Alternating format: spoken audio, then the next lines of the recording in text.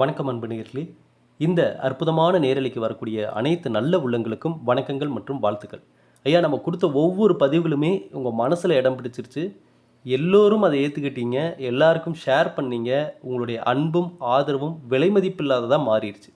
இதெல்லாம் ஏன் நடந்ததுன்னா, நல்லதை எதிர்பார்க்கக்கூடிய நபராக நீங்கள் இருக்கிறனால தான். நல்ல எதிர்காலத்துக்காக வாழ்ந்து கொண்டு இருக்கக்கூடிய நபராக நீங்கள் இருக்கிறதுனால தான். உங்களுடைய நம்பிக்கையும் அந்த தீவிர முயற்சியும் இனி வரக்கூடிய காலத்தில் உங்களுக்கு நல்லதை மட்டும்தான் கொண்டு வந்து சேர்க்க போகுது. ஏன்னா அதை தானே தேடுறீங்க. எதை தேடுறோமோ அதுதாங்க கிடைக்கும். நீங்கள் நல்லதை தேடுறீங்க, நல்லதே கிடைக்கும். இந்த பதிவு மகர ராசிக்காரர்கள் ரொம்ப நாளாக நம்மளுக்கு வாட்ஸ்அப்பில் கேட்டுட்டு இருந்த ஒரு பொன்னான பதிவு. ஆமாம், ஒரு விலை மதிப்பில்லாத ஒரு பதிவு அப்படின்னு கூட நான் சொல்லுவேன். எவ்வளோ பேர் கேட்டிருந்தீங்க. மகர ராசிக்காரர்களுக்கு இந்த சனி பகவான் தாக்கத்துலேருந்து வெளியே வந்து நிமிர்ந்து நிற்க வேண்டிய காலமாக இந்த காலம், அதற்கான ஆரம்பமாக இது இருக்க போகுது.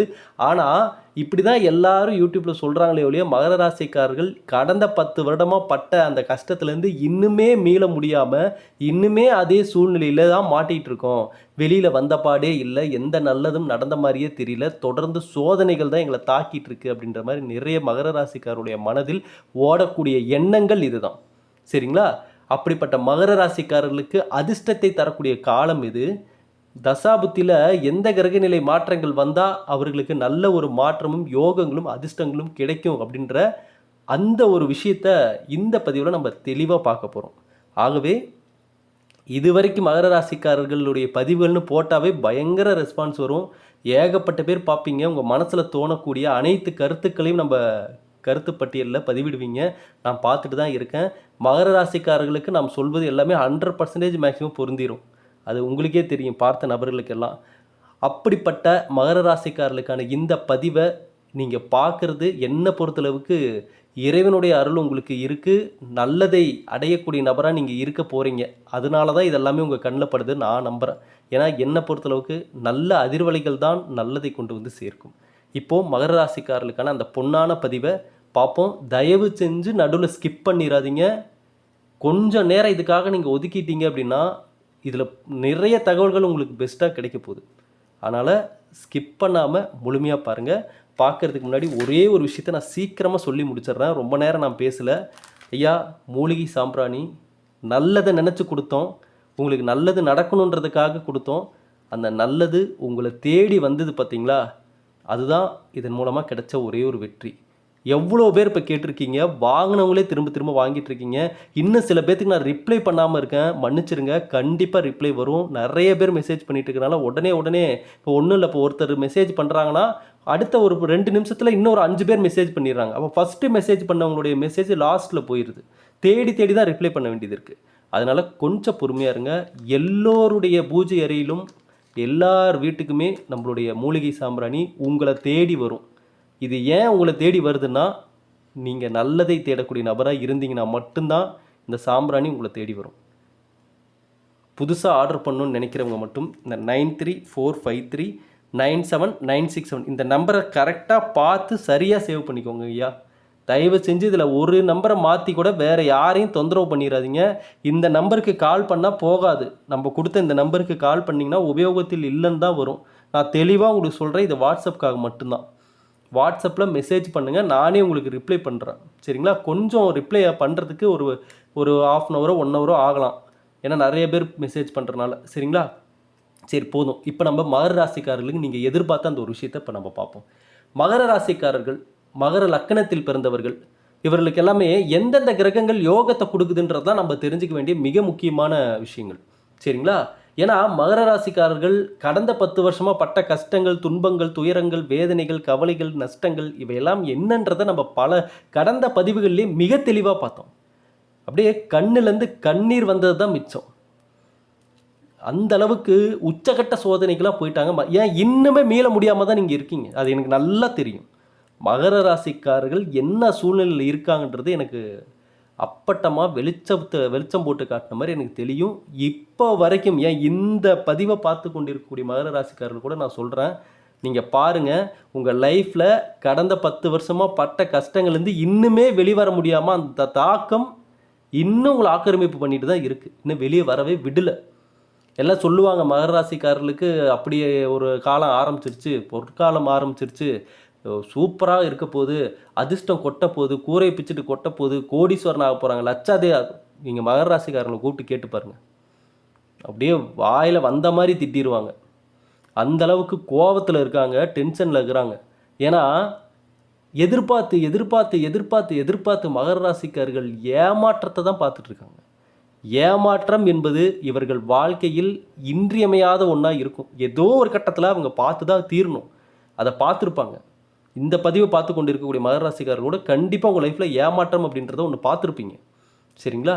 அது கடவுள் கொடுத்த ஒரு வாழ்க்கை பாடமாக எடுத்துக்கிட்டாங்கன்னா மகர ராசிக்காரர்கள் அடுத்த கட்டத்துக்கு போயிடுவாங்க. இல்லை அதுலேயே ஒரு வழி ஆயிட்டாங்க, அதுலேயே மைண்ட் டிப்ரெஷனுக்கு போயிட்டாங்க, அவ்வளோதான் லைஃப்னு நினச்சிட்டாங்க அப்படின்னு நினச்சா அதுலேருந்து மீண்டு வருவது மகர ராசிக்காரர்களுக்கு மிகப்பெரிய ஒரு கஷ்டமாக மாறிடும். சரிங்களா? அப்போ மகர ராசியை சேர்ந்தவர்களுக்கோ மகர லக்னத்தை சேர்ந்தவர்களுக்கோ பார்த்தீங்கன்னா அதிர்ஷ்டத்தை கொடுப்பது அப்படின்னாவே பெரும்பாலும் இந்த சந்திர பகவானுடைய தசா. சந்திர பகவானுடைய தசா வரக்கூடிய காலங்களில் பார்த்தீங்கன்னா இந்த உலகத்தில் நீங்கள் எந்த ஊரில் இருந்தீங்கனாலும் சரி, எந்த நாட்டில் இருந்தாலும் சரி, இந்த பிரபஞ்சத்தில் உலகத்தில் எந்த மூலையில் நீங்கள் இருந்தாலும் அந்த இடத்தில் உங்களுக்குன்னு ஒரு தனி கௌரவம் கிடைக்கக்கூடிய நபராக மாறுவீங்க. அந்த காலகட்டம் சந்திர பகவானுடைய தசா வரக்கூடிய காலகட்டங்களில் மகர ராசியில் பிறந்தவர்களுக்கு நீங்கள் எந்த துறையில் வேலை செஞ்சுட்டு இருந்தாலும் சரி, எந்த இடத்துல இருந்தாலும் சரி, அந்த நேரத்தில் உங்களுக்குன்னு ஒரு தனி கௌரவம் கிடைக்கிறதுக்கான ஒரு சூழ்நிலைகள் உருவாகும். ஆணாக இருந்தால் பெண்கள் மூலமாக நிறைய நன்மைகள் கிடைக்கும், பெண்களாக இருந்தால் ஆண்கள் மூலமாக நிறைய அதிர்ஷ்டங்கள் கிடைக்கிறதுக்கான வாய்ப்புகளை இந்த சந்திர பகவான் நிச்சயம் உருவாக்கி கொடுக்கக்கூடிய ஒரு பொற்காலமாக அந்த நேரத்தில் அமையுது. சரிங்களா? நல்ல அந்த ஒரு காலத்தை சந்திர பகவான், அதாவது தொடர்ந்து ஒரு 10 வருஷம் உங்களுக்கு கொடுக்கக்கூடிய அந்த மொத்த பலன்களும் வாரி வழங்கக்கூடிய அமைப்பு இந்த சந்திர பகவானுக்கு இருக்குது. சந்திர பகவானுடைய மிகப்பெரிய சிறப்பு இதுதான். சரிங்களா? சந்திர பகவானுடைய அந்த திசை வந்து தசா அந்த மகர ராசிக்காரர்கள் மகர லக்னத்தை சேர்ந்தவர்களுக்கு அந்த தசா நடக்குது அப்படின்னாவே, சந்திர பகவானுடைய அமைப்பு இருக்குன்னாவே அவங்கள பாருங்கள், பெரும்பாலும் வயதான மாதிரியே இருக்க மாட்டாங்க.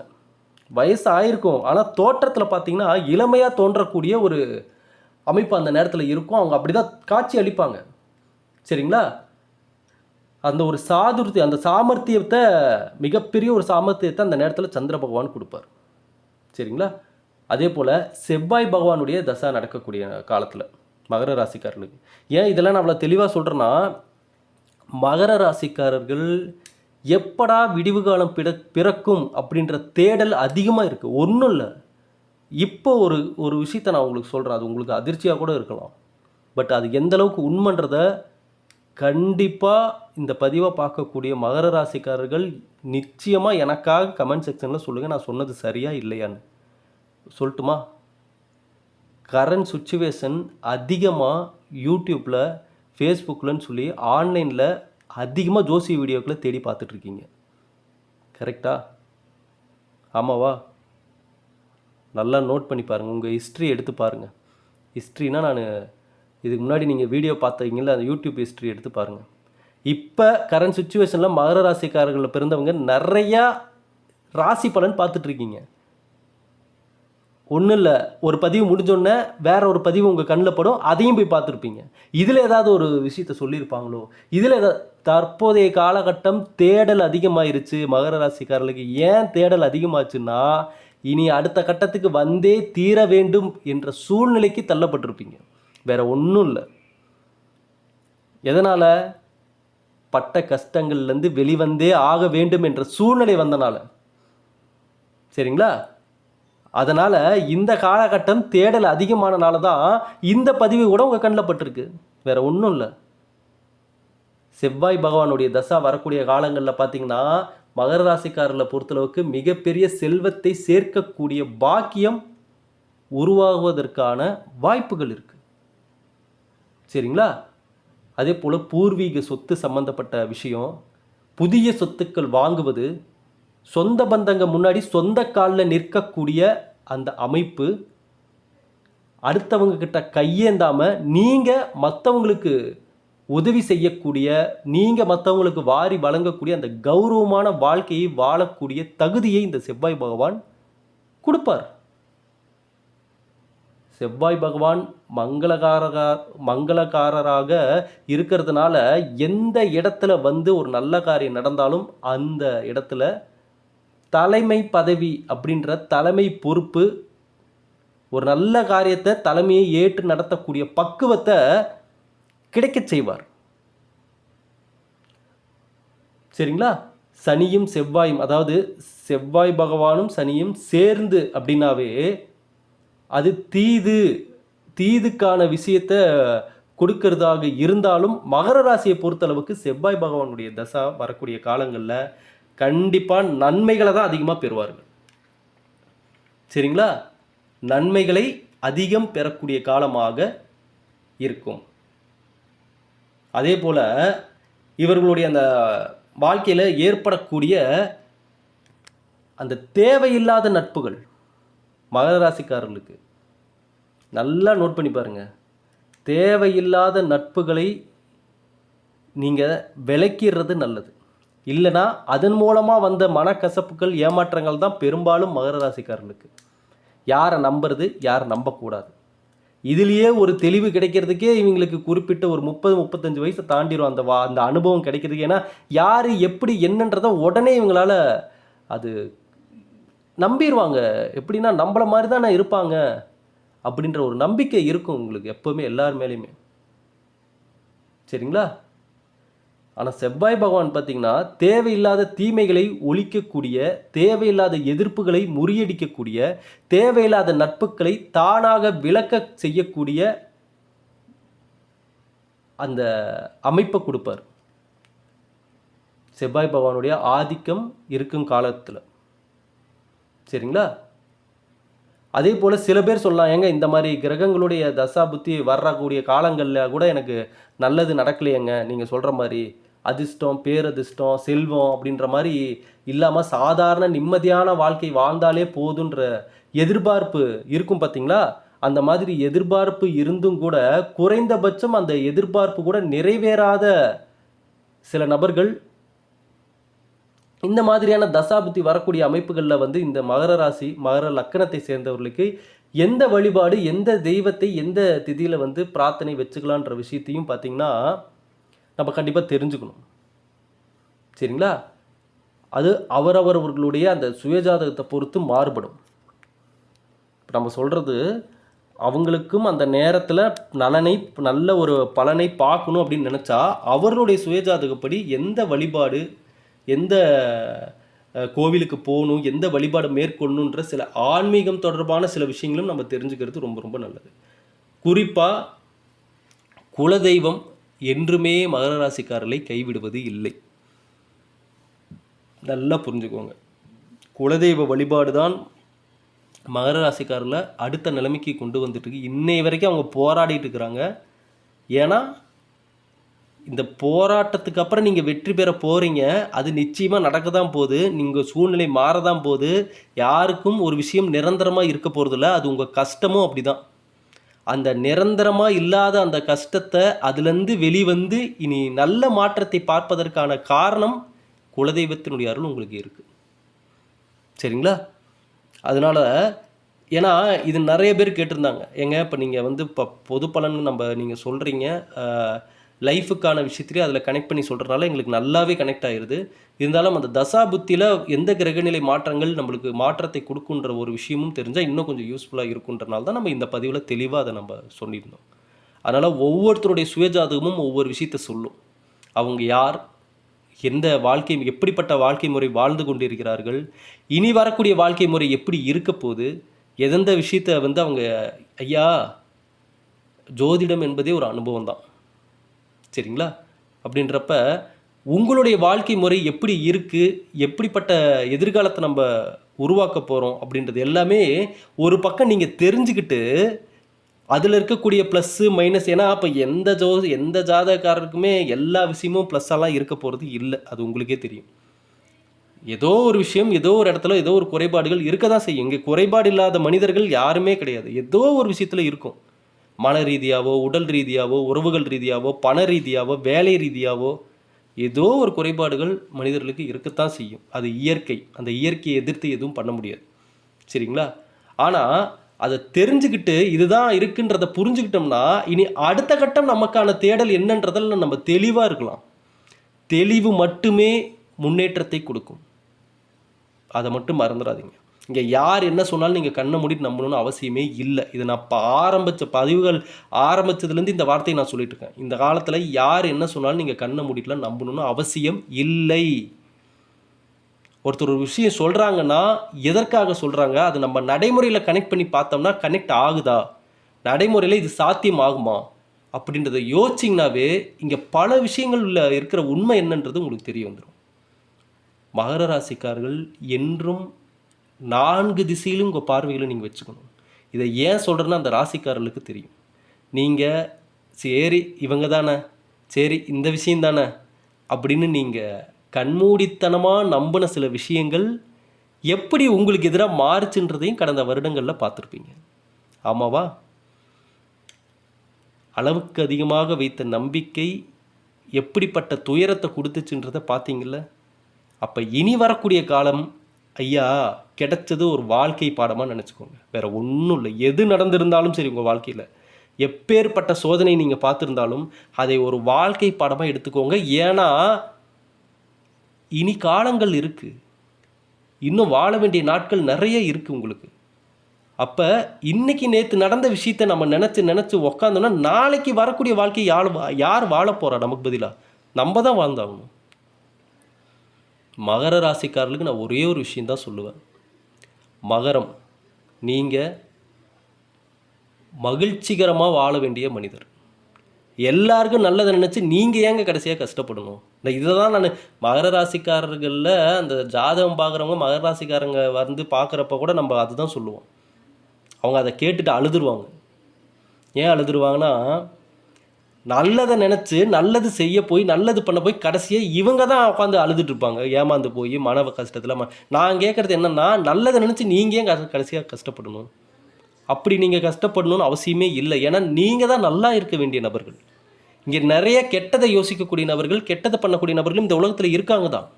அனைத்து விதமான நபர்களும் இந்த உலகத்தில் இருக்காங்க. நம்ம நினச்சி பார்க்க முடியாத சில நபர்கள்லாம் இருக்காங்க மனிதர்களில். அவங்க எங்கே இருக்காங்க, யார் என்னெல்லாம் நமக்கு தெரியாது. அப்போ நமக்கு என்ன தெரிந்ததோ, நமக்கு கடவுள் எந்த வாழ்க்கை கொடுத்தாரோ அதை பெஸ்ட்டாக மாற்றிக்கிற திறமை இங்கே ஒவ்வொருத்தருக்கும் வேணும். கடன் பிரச்சனை இருக்கலாம், உடல் ரீதியாக பிரச்சனை இருக்கலாம், மன ரீதியாக பிரச்சனை இருக்கலாம், 1008 விஷயங்கள் இருக்கலாம். எல்லாத்தையும் ஃபேஸ் பண்ணி மேலே வரக்கூடிய ஒரு முன்னேற்றம் தான் நிலையான முன்னேற்றம். நான் அதனால தான் நான் சில பதிவுகளில் சொல்லுவேன், அனைத்தையும் இழந்தவன் தான் எல்லாவற்றையும் பெற தகுதியானவனாக மாறுகிறான். அதுதான் உண்மை. அந்த பக்குவமும் அந்த வாழ்க்கை பாடமும் தான் அவனை அனைத்தையும் அடைய தகுதியான நபராக மாற்றுகிறது. இதெல்லாம் நான் சொல்கிற சில விஷயங்கள்லாம் சில பேருக்கு போர் அடிக்கலாம். ஆனால் வாழ்க்கை பாடத்தை பார்த்த நபர்கள், அந்த ஞானத்தை உணர்ந்த நபர்களுக்கு நான் சொல்கிறதுல எவ்வளோ வேல்யூ இருக்குன்றது தெரியும். வேறு எங்கேயும் நீங்கள் போய் எதுக்கு தேடணும், நேரத்தை செலவு பண்ணணும், பணத்தை செலவு பண்ணணும்னு அவசியமே இல்லை. நீங்கள் கொஞ்ச நேரம் நம்ம பதிவுகளில் நான் சொல்லக்கூடிய விஷயங்களை ஆழ்ந்து உள்நோக்கி யோசிச்சிங்கனாவே எவ்வளோ உண்மைகள் இருக்குன்றது உங்களுக்கு தெரிஞ்சு போயிடும். ஆனால் இவ்வளோ நாள் இந்த விஷயத்தெல்லாம் நம்ம யோசிக்காமல் விட்டுட்டோமேன்ற ஒரு விஷயம் உங்களுக்கு உங்களை உறுத்தும். அதனால தான் நான் சொல்கிறேன், எந்த பதிவையும் அலட்சியமாக பார்த்துறாதீங்க. ஒவ்வொரு பதிவையும் தவறாமல் பாருங்கள். அதில் நடுவில் ஏதோ ஒரு விஷயத்தில் ஏதோ ஒரு இடத்துல உங்களுக்கான ஒரு முக்கிய தகவல் வந்து சேரும். அது உங்கள் வாழ்க்கையே மாற்றிடும். சரிங்களா? ஏன்னா இதை எல்லாமே நானும் நேரில் என் லைஃப்பில் அனுபவித்து வந்தனால நான் சொல்கிறேன். நாம் திரும்பவும் சொல்கிறேன், அனுபவம்தான் வாழ்க்கை, ஜோதிடமும் அனுபவம்தான். அனுபவத்தை விட சிறந்த ஆசான் இங்கே யாரும் இல்லை. மகர ராசிக்காரர்களுக்கு நடந்த சோதனைகள், வேதனைகள் உங்களுக்கான ஆசிரியராக நினச்சிக்கோங்க. உங்களுடைய அனுபவத்தை ஆசானாக பாருங்கள். இனி வரக்கூடிய காலத்தை எப்படி அமைச்சுக்கணும், என்னென்ன மாற்றத்தை பண்ணணும். அதனால தான் நான் சில ராசிக்காரர்களுக்கு ஒரு மெத்தடு சொல்லியிருந்தேன். மகர ராசிக்காரர்களும் பேசாமல் அந்த ஒரு மெத்தடை கொஞ்சம் ஃபாலோ பண்ணுங்கள். என்னென்னா, ஒரு ஒயிட் ஷீட், இந்த மாதிரி ஏதாவது ஒரு ஒயிட் ஷீட் எடுத்துக்கோங்க. சரிங்களா? இந்த பக்கம் ஒரு லைன் நடுவில் போட்டுக்கோங்க. இந்த பக்கம் கடந்த 8 வருஷமாக 10 வருஷமாக உங்களுக்கு நடந்த மகிழ்ச்சியை கொடுக்கக்கூடிய மிக முக்கியமான ஒரு 15 ஒரு 20 விஷயத்தை எழுதிக்கோங்க. இந்த பக்கம் எதெல்லாம் உங்களுக்கு மன அழுத்தத்தையும் கவலையையும் சோகத்தையும் கொடுத்துச்சோ அந்த விஷயத்த ஒரு 15 இல்லைன்னா ஒரு 20 எழுதிக்கோங்க. எழுதிக்கிட்டு நீங்கள் நல்லது நடந்ததுக்கான விஷயத்துக்கு யார் காரணம்ன்றவங்க பேரும் எழுதிக்கோங்க. கெட்டது நடந்ததுக்கான காரணம் யார், இல்லை சூழ்நிலை தான் காரணமா அப்படின்றது எல்லா டீட்டெயிலும் எழுதிக்கோங்க. ஒரு நபர் காரணம்னா நபர் பேரை எழுதுங்க. இல்லை சூழ்நிலையால் எதிர்பாராத விதமாக இது நடந்துச்சுன்னா சூழ்நிலை காரணம்னு போடுங்க. அப்படி இல்லை நீங்கள் எடுத்த முடிவு தான் உங்களால் தான் நடந்ததுன்னா உங்கள் பேரையும் எழுதணும். சரிங்களா? எது உண்மையோ அதை நீங்கள் எழுதணும். எழுதி இப்போ கடைசியாக கால்குலேட் பண்ணி பாருங்கள், யார் அதிகமாக உங்கள் லைஃப்பில் கனெக்ட் ஆகியிருக்காங்கன்றது. சூழ்நிலை அதிகம். இதில் நான் உங்களுக்கு சில ஆப்ஷன்ஸ் சொல்கிறேன். இப்போ நான் சொன்ன மாதிரி நீங்கள் ரெடி பண்ணி செக் பண்ணி பார்க்குறதுல ரிசல்ட் வந்து உங்களுக்கு சூழ்நிலை தான் அதிகமாக காரணமாக வந்துச்சு அப்படின்னா மகர ராசிக்காரர்கள் சூழ்நிலை உங்களுக்கு வழி விடலைன்னு சொல்லி இவ்வளோ நாளாக உங்கள் லைஃப்பில் நீங்கள் அடுத்த கட்ட போக முடியாமல் அந்த வட்டத்துக்குள்ளேயே மாற்றின நபராக நீங்கள் இருந்திருக்கீங்க. அப்போ அந்த சூழ்நிலையை உடச்சிட்டு வெளியே வரணும். அதுதான் உங்களுக்கு அடுத்த முன்னேற்றத்தை கொடுக்கும்.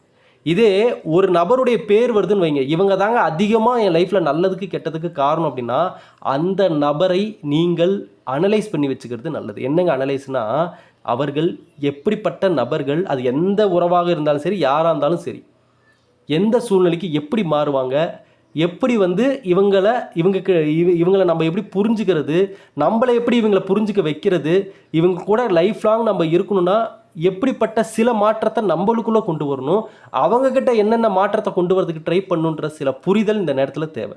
ஏன்னா இங்கே சில உறவுகளை நீங்கள் வேண்டான்னு ஒதுக்கிட்டும் போக முடியாது. இப்போ ஒன்றும் இல்லை, இப்போ நான் சொன்ன மாதிரி கால்குலேட் பண்ணதில் உங்கள் கணவன் உங்கள் மனைவி தான் வராங்கன்னு வைங்க. இப்போ ஒருவேளை அவங்களால கொஞ்சம் ப்ராப்ளம் தாங்க அதிகமாக வந்தது, இதை பெஸ்ட்டை விட கொஞ்சம் மைனஸ் தான் கொஞ்சம் ஒரு படி 2 படி அதிகமாக இருக்குன்றதுக்காக நீங்கள் அவங்கள என்ன நீங்கள் வாழ்க்கையில் இனிமேல் என் லைஃப்பில் வரக்கூடாதுன்னு சொல்லிட முடியுமா? ஏன் எல்லாருக்கும் இங்கே அப்பப்போ கருத்து வேறுபாடுகள், முரண்பாடுகள், சண்டைகள் வரத்தான் செய்யும். வந்தால் தான் அது வாழ்க்கை சுமூகமாக போகுதுன்னு அர்த்தம்.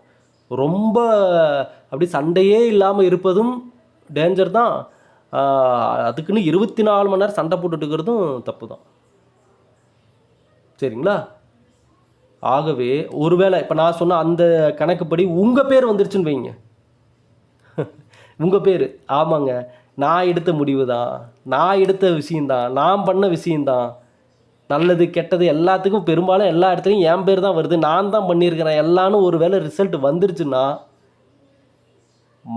அதுதான் நான் சொன்னேன், மாற்றம் தேவை. அது உங்களிடமே தேவை. உங்களை முதல்ல நீங்கள் அனலைஸ் பண்ணுங்கள். நீங்கள் யாருன்ற முதல்ல நீங்கள் புரிஞ்சுக்கோங்க. எந்த நேரத்தில் நான் எப்படி பேசுவேன், எப்படி மாறுவேன், எதில் நான் வீக்கு, எதில் ப்ளஸ்ஸு, இந்த டீட்டெயில் எடுத்துட்டிங்கன்னா ஐயா அழகாக உங்கள் லைஃப்பை நீங்கள் அடுத்த கட்டம் கொண்டு போயிடலாம்.